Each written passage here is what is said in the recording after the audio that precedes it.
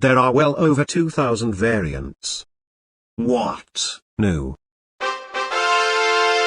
I'm going to rank a total of 30 chess.com variants. I won't be including mixes of multiple variants like all of these, because oh my goodness, this is pure horror. Anyway, here we have our tier list. S tier meaning those are the best of the best and F tier meaning it's downright terrible. Now that we got everything covered, I'm going to start off with the most popular variant. 4-player chess. This is the board. The pawns all walking in opposite directions. To win the game you have to get the highest amount of points that you gain by capturing pieces. The variant has a slow pace which I'm not a big fan of, but I do still like playing it every once in a while. Teams and solo are the two well-known versions and I'm not going to rank them individually. B tier. But what I am gonna rank individually is the self-partnering version of 4-player chess. You basically play two sides instead of one. Imagine being so unique and amazing that you get a higher spot than your older sibling. Yeah, not even in your dreams. Kudos for everyone who is smart enough to enjoy this variant, but no, I don't think this is fun. Hello spell chess. Basically you have freeze and jump spells that work like this.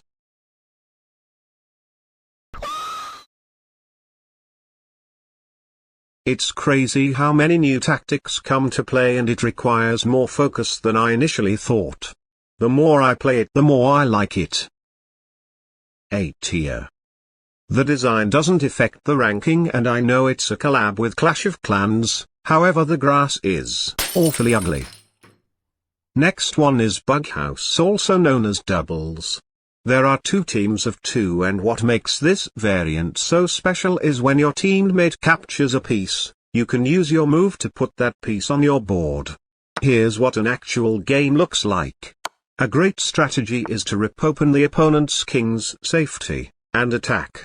It's also important to listen to your teammates' cues. To win, either you or your partner has to checkmate earlier than the opponent's team. It's safe to say this variant is one of the best ones, especially when you play with friends. I love it with all my heart and without hesitation. S tier. Chess with checkers is easy to explain. The normal chess rules, but all of the pieces are replaced, which is actually amazing for challenging your visualization skills. An alternative variant is blindfold, where every piece is invisible. These genuinely improve your regular chess and I do recommend them as practice material. Personally, I prefer blindfold a tad bit more. A and S tier. Next up is WoW. It's like looking in a mirror. Whoever came up with the idea of an indestructible duck whose main purpose is to annoy both sides is a genius. You take turns to make a normal move and then place the duck on any free square to restrict movement. I was immediately intrigued by this game and I'd even say, duck chess is my favorite variant. But you gotta be careful about your time when playing Blitz. This is the end. I have blundered my very own king. Just kidding, I won on time. Anyway, not everything can be as enjoyable as duck chess. Don't kill me, but I'm talking about Horde. Black has the usual set of pieces and white has a horde of pawns. The reason why I don't really like it is because I get bored after a single game. By the way, is it just me or is it dreading to play with black? If I had the option, I would choose anything else than to deal with a massive pawn storm. D tier. Right up next is Chess 960, also referred to as Fisher Random. Every player should know this one. The whole first rank is shuffled with the criteria of the king having to be in between both rooks and the two bishops having to be on different colored squares. Apart from that, there is nothing new. I must say, it's very difficult to invent theory from scratch, yet I still like it, maybe not as much as other variants, because after a few moves it feels too much like normal chess. Respectfully, I'll give it a solid B. Number 10. Setup Chess, a decently creative game where you get to place 39 points of material anywhere on the first 3 ranks. but the pawns can't be on the first. Then, you play the abomination you created. If you think it's getting too repetitive, change your setup and try something new. I thought about putting it in A tier. Probably not enough. Setup chess, are you okay? Let's continue with giveaway. To win you have to give away all of your pieces, even the king. But if it's possible to capture something, you are forced to. The game takes drastic turns unexpectedly fast. It's the first variant I have ever played and I'm pretty fond of it, even though I literally have no plan or strategy when playing. Another B tier. Next is Crazyhouse. It works in a way similar to Bughouse but without a team. Capture an opponent's piece and place it down as your own. Honestly, just play Bughouse, it's way more fun. Blundering a piece technically means you blundered too. I guess, the idea itself isn't that bad, nor is it good. C tier. What's this? Another very popular variant and I get why. In Fog of War, only the squares your pieces can see are visible, which automatically makes things more interesting. You can't hear checks too. Either you take risks or not. It takes psychology to a whole new level and I love it. In fact, a lot of people do. Understandable. 3 check. If you check your opponent's king 3 times, you win. Most of the time it's very fast-paced and you're pretty much screwed when you're down to 1 check. It's good to play aggressively, even sacrificing pieces for 1 or 2 checks. It changes the game's strategy a lot and I quite like it. A tier. These 3 I'm going to cover quickly, since they don't change the rules that much. In Torpedo, pawns can be moved 2 squares anywhere. They don't have to be on their starting position. Brutal for endgames and attacks, but you won't have the opportunity as much as one might think. D tier. Sideways pawns is actually pretty cool. It helps with fixing pawn structures, opening up diagonals or files, etc. In Capture Anything, you can capture your own pieces. Come on. Why choose this over any other variant? F tier. Moving on to Racing Kings. I keep on forgetting this variant exists. Goal is to walk your king all the way up to the 8th rank. It's illegal to give checks and to walk through checks. I understand why some people would absolutely love this, but it's just not for me. Overall it's okay. C tier. King of the Hill lightens up my mood. Bringing up your king all the way to the center is a win, yet doing it right away is mostly a terrible idea. Checkmate rules still apply. What usually happens is that both players block the center, and trade for an endgame. When the time is ready they try to burst the position open, and activate the king. I would say it isn't as slow-paced as normal chess. However, not as fast-paced compared to other variants. S tier. My mood is ruined. Does anyone even like Petrified?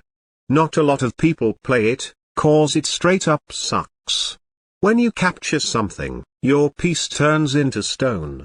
It's like a brick wall that's in the way of both you and your opponent. As the game proceeds, more and more pieces will turn into stone, and I'll hate it more and more. It's just annoying. I'm sure everyone knows what atomic chess is. Another popular variant where you nuke all pieces, excluding pawns, in a 3x3 area, when you capture something. Knights are pretty tricky and you should watch out for queens that may slide next to your king. Funny thing is that you can put 2 kings right next to each other, obviously, they can't take. I've seen everything, from an exciting middle game to a normal looking endgame. Should I put it in A or S tier? I guess I'm gonna put it right here. Okay, whatever. Next in line is Chaturanga. Technically, it's not a variant, but the ancestor of modern chess, first played at around 600 AD in India. There's the king, minister, chariot, elephant, horse and foot soldier. Castling doesn't exist and promoting a pawn gives you a minister. As you can see, the pieces aren't as strong as in modern chess, nevertheless it's okay to play and I still got some nice tactical and strategic games out of it. I do wish the pawn would promote to a better piece though. B tier. In Japan, there's this complex board game called shogi. Well, chess.com does not have this variant, but a similar one. Warui-shogi, which literally means bad shogi. This game also introduces us to new pieces. The dababa, furs, king, man, chariot, bishop, and soldier that promotes to a man. You could say you're playing with 8 isolated pawns, none of them protecting each other. Another feature is that you can also use up your move to drop a piece you captured like in Crazyhouse. Even though I lose 100% of the time, it's a very enjoyable game and I recommend to try it out. B tier. Following up are 2 variants that affect only castling. The concepts are pretty simple but boring. No castling is a forced bonk cloud for both sides and opposite side castling usually gives you an aggressive game. But like I said, it doesn't hold up with the creativity of other variants. Both D tier. XXL is not for impatient people. I thought, but there are so many different pieces, and of course, squares to vary your first moves or plans. Long-range pieces like rooks and bishops are obviously very powerful. Pawns get promoted to a queen if you cross this dot, and apart from the regular 5 known pieces, you also start with the general, camel, hawk, elephant, and Amazon. I dislike the promotion being so soon, nevertheless it's worth your time. I'm always happy to play around. S tier. Chachraji is a 4-player game from India about 1000 AD. Each player only owns a set of 8 pieces. 4 pawns, a king, bishop, knight and boat which moves like a rook. It feels pretty cramped when playing with 3 opponents. I don't have much to say about it, I just don't like it. D tier. Moving on, Paradigm Chess 30. It was inspired by Chess 960 and Xiangqi. The knight, queen and dragon bishops are shuffled. Dragon bishops. This is how they move. Would I play it more than 2 or 3 times? No. Hence, C tier. There's no need for a long explanation of Gothic chess. Wider chessboard with an extra hawk and elephant. Same opinion as Paradigm Chess 30. Sirawan chess is a bit different. Your hawk and elephant are on the side. When a piece leaves the first row, you can choose whether you want to place the hawk, elephant, or nothing on the now empty square. It sounds like I threw almost all mid-variants at the end of the video. True. These are the final standings. Moral of the video, chess.com has many amazing variants. And Petrified sucks. Bye bye.